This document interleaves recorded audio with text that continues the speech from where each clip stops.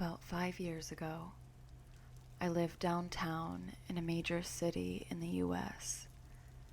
I've always been a night person, so I would often find myself bored after my roommate, who was decidedly not a night person, went to sleep. To pass the time, I used to go for long walks and spend the time thinking.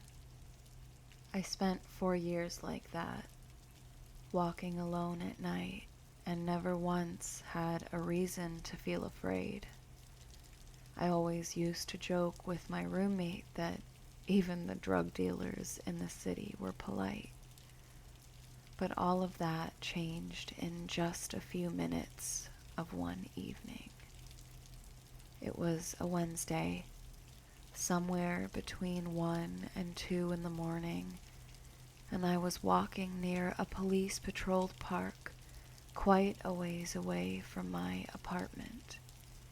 It was a quiet night, even for a weeknight, with very little traffic and almost no one on foot.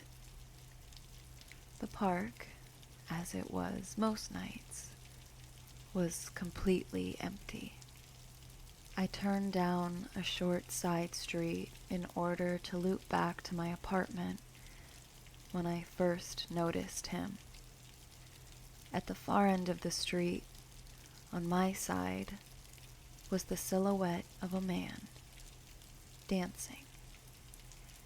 It was a strange dance, similar to a waltz, but he finished each box with an odd forward stride. I guess you could say he was dance walking, headed straight for me. Deciding he was probably drunk, I stepped as close as I could to the road to give him the majority of the sidewalk to pass me by. The closer he got, the more I realized how gracefully he was moving. He was very tall and lanky and wearing an old suit. He danced closer still until I could make out his face. His eyes were open wide and wild, head tilted back slightly, looking off at the sky. His mouth was formed in a painfully wide cartoon of a smile. Between the eyes and the smile, I decided to cross the street before he danced any closer. I took my eyes off of him to cross the empty street. As I reached the other side, I glanced back and then stopped dead in my tracks. He had stopped dancing and was standing with one foot in the street, perfectly parallel to me. He was facing me, but still looking skyward, smile still wide on his lips. I was completely and utterly unnerved by this. I started walking again, but kept my eyes on the man. He didn't move. Once I had put about half a block between us, I turned away from him for a moment to watch the sidewalk in front of me. The street and sidewalk ahead of me were completely empty. Still unnerved, I looked back to where he had been standing to find him gone. For the briefest of moments, I felt relieved until I noticed him. He had crossed the street and was now slightly crouched down. I couldn't tell for sure due to the distance and the shadows, but I was certain he was facing me. I had looked away from him for no more than 10 seconds, so it was clear that he had moved fast.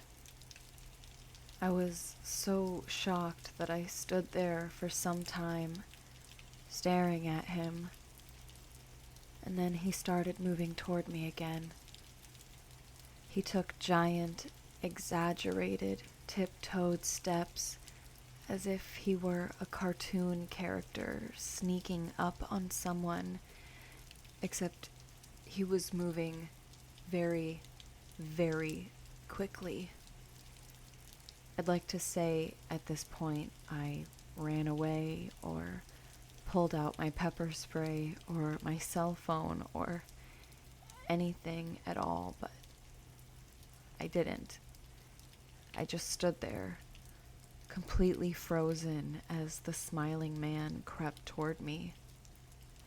And then he stopped again, about a car length away from me, still smiling his smile, still looking to the sky. When I finally found my voice, I blurted out the first thing that came to mind. What I meant to ask was, "What do you want?" in an angry, commanding tone. What came out was a whimper. What? Regardless of whether or not humans can smell fear, they can certainly hear it. I heard it in my own voice, and that only made me more afraid. But he didn't react to it at all. He just stood there, smiling.